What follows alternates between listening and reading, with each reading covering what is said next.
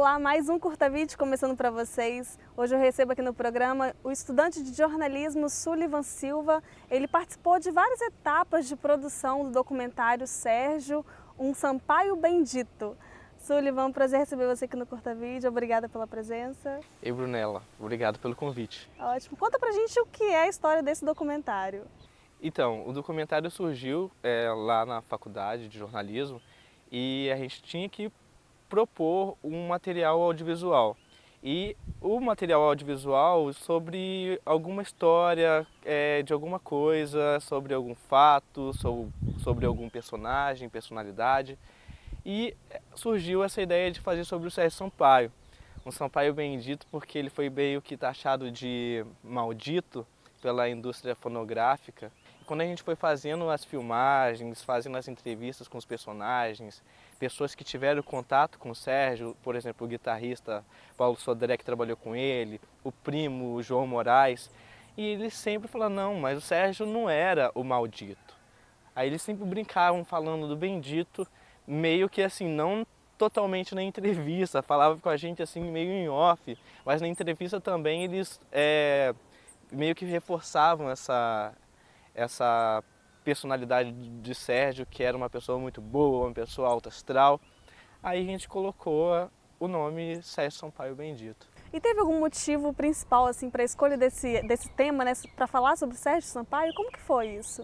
Então, a escolha do tema, a gente pensou em falar sobre as desfiadeiras de Siri da Ilha das Caieiras, mas aí, como o nosso tema não era um tema histórico, mas a gente queria outra coisa mais, digamos assim, autêntico, porque a desfiadeira de Siri da Ilha das Caieiras já existia muitas produções na internet, todo mundo sempre fazia, todo estudante de jornalismo às vezes, sempre quer fazer sobre essas coisas de Vitória, Panela de Barro, desfiadeiras, Convento da Penha, Centro de Vitória. Aí a gente pensou, vamos fazer com algum músico? Aí uma das integrantes do grupo, a Gabriela Singular, ela falou sobre os amigos do pai do esposo dela, que eles têm uma banda cover que se reúne, né, no caso, para tocar Sérgio Sampaio. Aí eu fiquei com aquilo na cabeça e tal. Aí depois, no próximo encontro, a gente já tinha pesquisado mais sobre ele e a gente bateu o martelo. Vai ser sobre o Sérgio Sampaio, porque próximo ano que a gente fez um documentário em 2016. Poxa, 2017, Sérgio Sampaio, se ele estivesse vivo, completaria 70 anos. Aí foi que a gente pegou ali firme em produção, buscamos personagens e fizemos o documentário para contar a história dele. Como que foi a construção do roteiro? Vocês fizeram uma pré-produção antes? Como que foi construído? Teve uma pré-produção de roteiro, as orientações passadas pelo professor Felipe da Horto. A gente montou o roteiro em conjunto, eu, Gabriela Singular, Patrícia Meirelles, Bárbara e Lucas, que se formou ali o grupo para fazer a produção. A gente, em cima das pesquisas, a gente montou um roteiro gigantesco. Aí depois nas gravações a gente viu que era muita coisa. Foi desconstruindo. Era muita coisa para falar em 15 minutos sobre Sérgio Sampaio. Mas as entrevistas, aí a gente foi para as entrevistas, né? E as entrevistas eram muito longas. E surgia coisas que a gente não tinha pesquisado, que a gente não tinha chegado nas nossas pesquisas. Coisas novas foram surgindo. E aí o documentário saiu dessa forma. Sullivan, agora vamos conferir com o público de casa como que ficou a produção do documentário Sérgio, um Sampaio Bendito. Fui tratado como um lobo, enganado, feito um bobo, devorado pelos lobos, derrotado sim. Fui posto de lado em tudo, marginal enfim, o pior dos temporais. Final da década de 60, início dos anos 70, o Sérgio ele era radialista da Rádio Cachoeiro. Na época só existia uma rádio, a famosa ZYL9, a Rádio Cachoeiro. Ele mudou-se para o Rio de Janeiro e eu me lembro que ele arrumou um emprego na Rádio Relógio, a antiga extinta Rádio Relógio. ele vai a partir de uma briga que ele tem na mesa com o pai, né? Ele sempre teve nessa autorreferência na obra dele, ele fala muito da família, fala muito... Tá sempre presente esse momento de ruptura, esse momento onde ele se descobre uma figura que pensa anos-luz na frente da época dele, que rompia com o comportamento social. Eu que sou filho de um Sampaio teimoso, descobri maravilhado que sou mentiroso, sou feio, desidratado e infiel, bolinha de papel, que nunca vou ser réu dormindo. Eu descobri como um velho bandido, que já tudo está perdido neste céu. E logo ele se enturmou com o Raul Seixas, que estava iniciando também, era produtor de discos, e eles começaram a fazer algumas coisas junto. Eu contratei um cara chamado Sérgio Sampaio que fez Eu quero é botar meu bloco na rua, se lembra? Fez, essa e outros blues. Outros blues, é ótimo, ótimo, Sérgio, eu amo. Eu contratei ele, bicho, ele veio de Cachoeira de Itapemirim. Aí eu contratei o Sérgio, e ele disse, canta, larga esse negócio de produtor.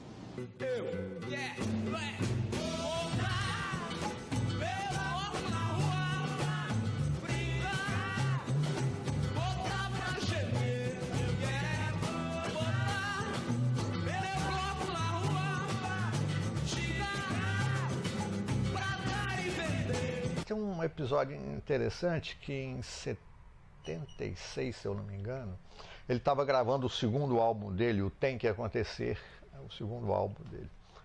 Um grupo de músicos de primeira, né, instrumentistas de primeira.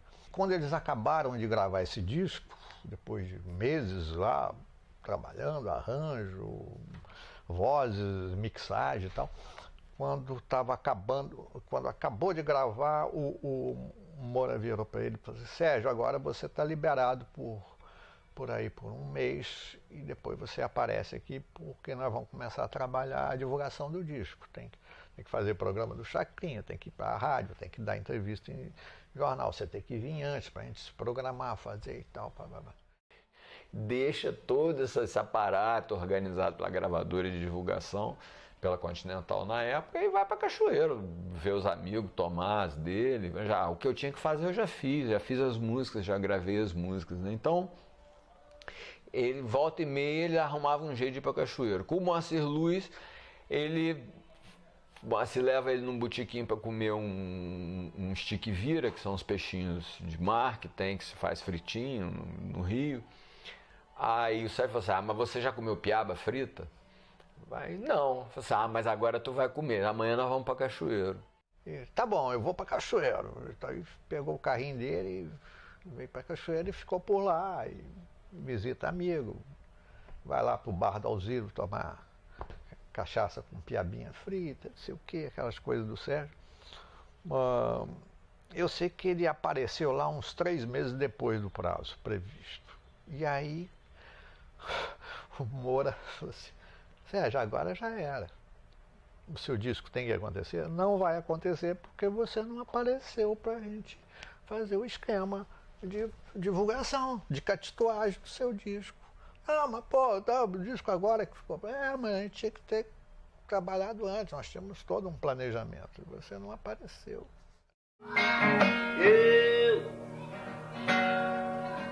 daria tudo pra não ver você, chateada pra não ver você, arriada, a mulher abandonada. Então, assim, ele não tinha essa coisa de gerenciamento de carreira, vou fazer isso para isso aqui dar certo, vou fazer essa... Sempre escolhia as músicas dos discos eram, assim, né? Quer dizer, no Ninguém Vive Por Mim, né? Se de um lado é ninguém, do outro lado é o teto da minha casa, que é uma música que não tem encaixe comercial nenhum. Ninguém Vive Por Mim é autobiográfica porque ela fala sobre a questão das gravadoras, né? Fui tratado como um louco, velho mendigo da rua, cão de botequim, né? Escapei dessa quadrilha, agora estou aqui, né? Digo, do ponto de vista da relação da indústria fonográfica em relação a ele, eu acho que houve um certo esfriamento a partir dessa não explosão desse disco. Porque você sabe, a indústria fonográfica ela quer um sucesso a cada mês. Sérgio foi o que foi, representa o que representa. Eu acho que a grande força dele está nisso, né? Ele nunca se dobrou, não por uma posição política, mas nunca se dobrou ao mainstream, à indústria fonográfica, a nada disso. Como ele vivia antes, ele viveu depois que passou a ser famoso e depois que voltou ao ostracismo. Agora, a loucura dele foi talvez a coragem de se bancar sendo quem é. Sou puto orgulhoso do que o cara era, assim, acho do caralho você bater de frente com que ele bateu, sabe, ter peito de viver o discurso, né, assim, de você ter um discurso e viver aquilo, assim, né? Não era uma coisa que era da boca para fora, era a verdade dele, né? Falei, Sérgio, como é que você chegou nessa situação, né, de, por exemplo, de uma gravadora, sua gravadora, embora você tenha gerado bastante lucro para essa gravadora, de não te querer mais? Como isso aconteceu? Ele falou que o sucesso de Bloco na Rua foi muito grande. E aí os caras, o Midani, que era o cara o Papa que fez a música, era um produtor francês, que era da Polygram e que produzia Caetano, né, o Gil, toda essa galera da MPB moderna dos anos 70, dono da cocada preta, é o cara que mandava na música brasileira. Então ele me falou que esse cara vinha pedindo pra ele um sucesso. Ele falou, você quer sucesso? Vai compor, porra. Os shows dele, pelo menos na minha época, né? Ele não cantava o bloco na rua de jeito nenhum. Se falasse com ele, toca o bloco na rua, ele abandonava o palco. Porque ele não queria que virasse rótulo, né? Do cantor de uma música só. Acredito que seja isso. Você acha que... Só uma vez que ele cantou no aniversário de um amigo nosso lá na Bahia, né? Eu chamei ele e falei, Sérgio, ó, você vai, aniversário, o senhor é até da escola técnica lá na Bahia, na cidade. Do diretor da escola técnica, uma mansão, piscina e tudo. Falei, Sérgio, não vai aprontar lá não, hein? Ele aprontou que ele pegava a mão da mulher, do diretor, do dono da festa, começou a cantar a mulher, e eu fiquei sem graça beça. E aí o dono da casa, né, o B.O., o apelido dele, B.O. pediu, Sérgio, canta o bloco na rua pra mim, isso aí é tarde de fogo. Sérgio, canta o bloco na rua aqui pra gente, gente pra cacete na festa. Falei, pronto, já era, ele vai aprontar, vai xingar todo mundo. Aí ele tocou, menino, eu nem acreditei. Ele tocou a música toda, numa boa. Devia ser porque ele está interessado na mulher do cara, eu acredito.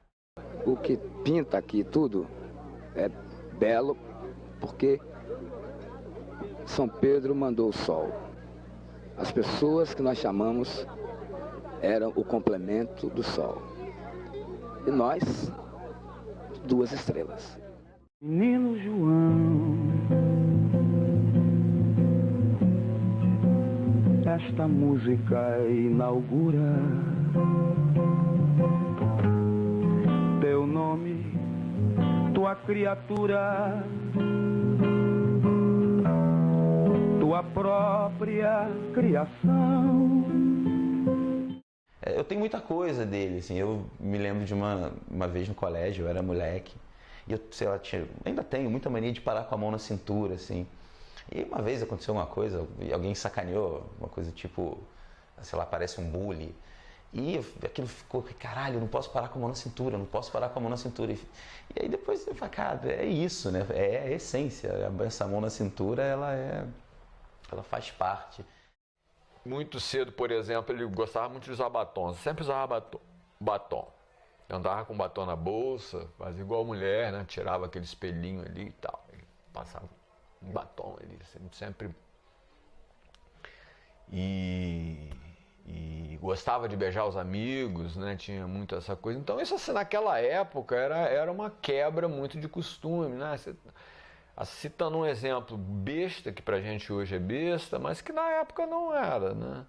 Mas Sérgio também ele era muito bem-humorado, ele tinha uma sátira, não era assim um cara totalmente maldito, né? Ele é um cara muito sensível, extremamente sensível e ao mesmo tempo tinha essa coisa do ariano, um ariano típico, né? Quem conhece aquele temperamento de ariano mesmo. Uma coisa que é engraçada é que minha mãe ficou, imagino talvez com certo ciúme, porque eu quando eu parei de chupar chupeta eu estava com meu pai. E isso era meio que uma questão lá em casa, minha mãe perturbava para eu parar de chupar chupeta, eu não largava, assim, devia ter uns 4 anos. E eu fui passar umas férias com meu pai em Cachoeiro e quando eu voltei tinha largado a chupeta. Então acho que funcionava esse jeito, menos conselho e mais liberdade. É de dentro que se aprende a ter, mas é de dentro que se aprende a viver. A vida passa, eu fico louco, empurroso, importando e vai acontecer. Em 91, por aí, 1990, ele estava um período muito difícil, morando em Cachoeiro, meio de favor, meio em dificuldade lá. E alguns amigos de Cachoeiro chegavam para mim, para outros amigos em comum que a gente tinha aqui, amigos do Sérgio em comum aqui em Vitória. E nós fizemos aí uma cotinha, uma vaquinha aí, trouxemos o Sérgio para cá. Ele ficou um tempo na minha casa em Manguinhos, eu morava nessa época lá. Ele ficou um período lá, que era aquele período que ele queria ir para Salvador. Ele achava que o caminho dele era ir para Salvador, onde, né, o Xangai ia dar uma força para ele e ele poderia fazer shows pelo Nordeste, enfim. Disco que ele ia gravar, produzido pelo Luiz Calanca. Ele gravou umas demos na Bahia, que o compadre dele, Xangai, patrocinou para ele gravar num estúdio lá, só voz e violão, sem clique, né, voz e violão direto, sem metrônomo, né, sem a marcação. Ele grava umas 6 ou 7 músicas, vai passa um tempo em Vitória, de Vitória vai para o Rio, passa aniversário com o filho e dali ele janta com os amigos. Ele já sabia que não estava muito bem, mas dali ele iria para São Paulo. Só que ele é atropelado pelo destino trabalhador, né? Como a música dele diz, né? Não há mais nada a fazer, né? Como está no avião, né? Depois que você está no avião, o que vai acontecer, né? Enfim. O destino atropelou ele com essa crise final de pancreatite, mas ele já não conseguia comer direito. Para mim foi um choque muito grande, embora eu já estivesse esperando, mas quando acontece, né?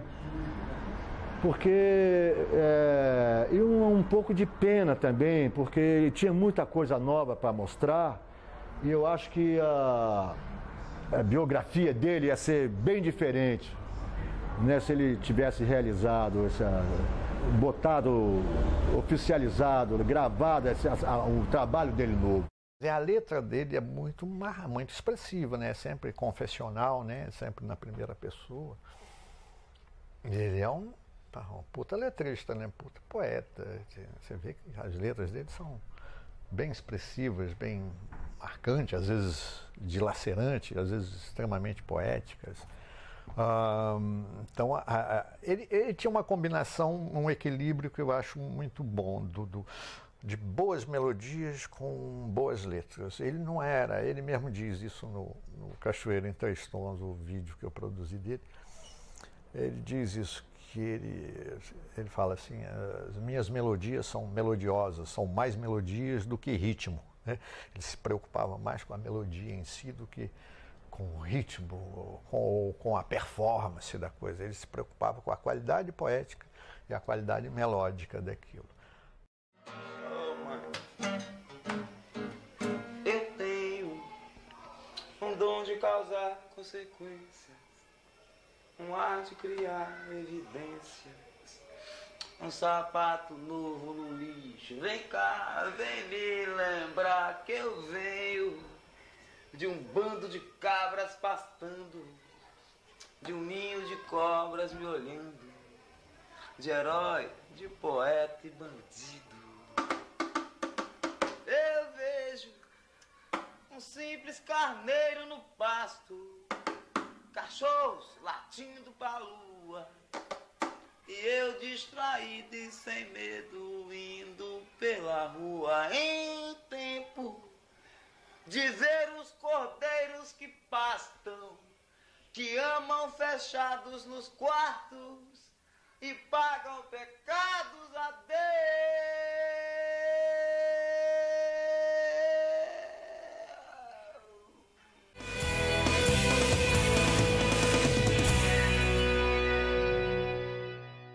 Voltamos com o nosso convidado de hoje, Sullivan Silva. Ele participou de várias etapas de construção desse documentário que vocês acabaram de assistir. Sullivan, o que me chama a atenção no seu documentário são os entrevistados. Vocês encontraram pessoas bem próximas do Sérgio Sampaio, né, que foram bem próximas dele. Como que foi assim, esse encontro? Como vocês conseguiram falar com essas fontes?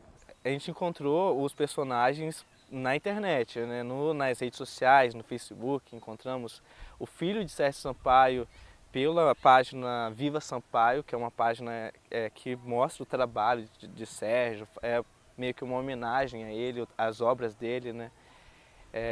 Aí teve o André Prando, que eu já era super fã, que gravou a música Última Esperança, que é uma música de Sérgio, que do último álbum dele é Estranho Sutil, que eu não sabia que era de Sérgio Sampaio, aliás, né?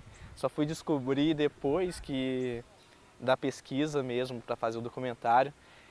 E a partir daí a gente foi encontrando esses personagens, foi indicando outros. Por exemplo, o baixista de Sérgio Sampaio, o Paulo Sodré, os dois primos de Sérgio, o João Moraes, o Vinícius, que moram aqui em Vitória. E fomos construindo, fomos entrando em contato com eles, foram toparam assim de imediato. É sempre um pouco difícil achar um tempo, né, para fazer entrevista, porque todo mundo trabalha. Aí a gente tenta marcar o final de semana, mas assim, foi rolando, né. O que chamou a nossa atenção foi quando estávamos na Lama, né, e tinha uma banda tocando Sérgio Sampaio, Eu Quero Botar Meu Bloco na Rua e tal.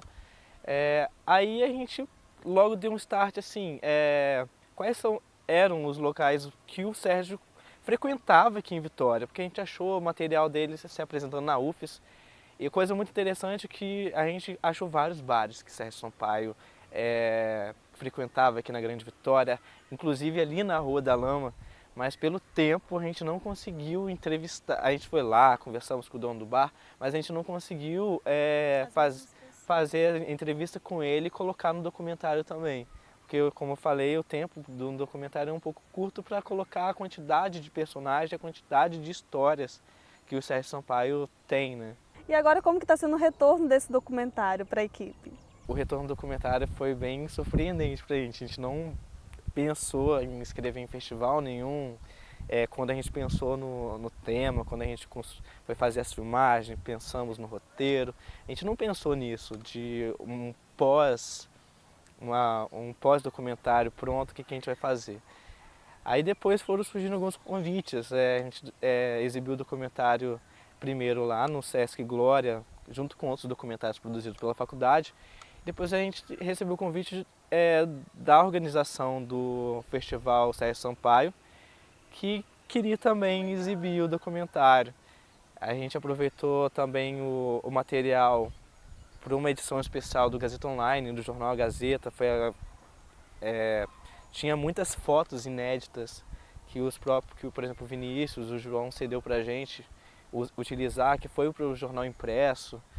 E está sendo bem bacana. A gente está até pensando agora em escrever em mais festivais, porque o retorno está sendo bem bacana, a galera elogia demais. E como eu falei, tem muito material, poderia fazer outros documentários assim. Vejo que você gosta bastante dessa área de audiovisual. Já tem algum projeto em andamento? Pretende continuar nessa área? Eu gosto bastante da área audiovisual. Estou me formando em jornalismo agora, pretendo fazer cinema, né? Eu gosto também do jornalismo, eu gosto de contar histórias, né? Mas o que o audiovisual proporciona para o jornalismo também é maior, eu considero, com o vídeo. Então é uma coisa que eu me apaixonei assim eu queria trabalhar fotografia, eu queria trabalhar texto, mas eu vi que eu sou bom mesmo é com o documentário. O que me motiva mesmo é o audiovisual. Bacana. E tem algum projeto em andamento? Algum plano de algum outro tema para ser trabalhado? Como que tá isso? A gente sempre tem várias ideias quando a gente está dormindo, né? Mas por enquanto eu não coloquei nenhuma no papel, eu acompanho as produções que tem lá na Caju Produções, que é uma produtora cultural e cinematográfica aqui de Vitória, que faz o Festival de Cinema de Muqui, o Festival de Cinema Ambiental, tem outros documentários que eles vão produzindo, aí eu vou embarcando nas ideias deles por enquanto, né? Sullivan, obrigada novamente por participar do Corta Vídeo com a gente, apresentando esse documentário. Parabéns pelo trabalho. Espero que tenha outras produções em breve para a gente apresentar aqui, tá bom? Com certeza, vai ter sim. Obrigado pelo convite, tá? Tá certo. Eu fico por aqui, gente. Espero vocês na próxima semana com mais produção audiovisual. E se você perdeu um programa anterior, pode acessar também nosso site da TV Educativa ou nosso canal no YouTube. Até mais! Eu tenho um dom de causar consequências, um ar de criar evidências, um sapato novo no lixo, vem cá.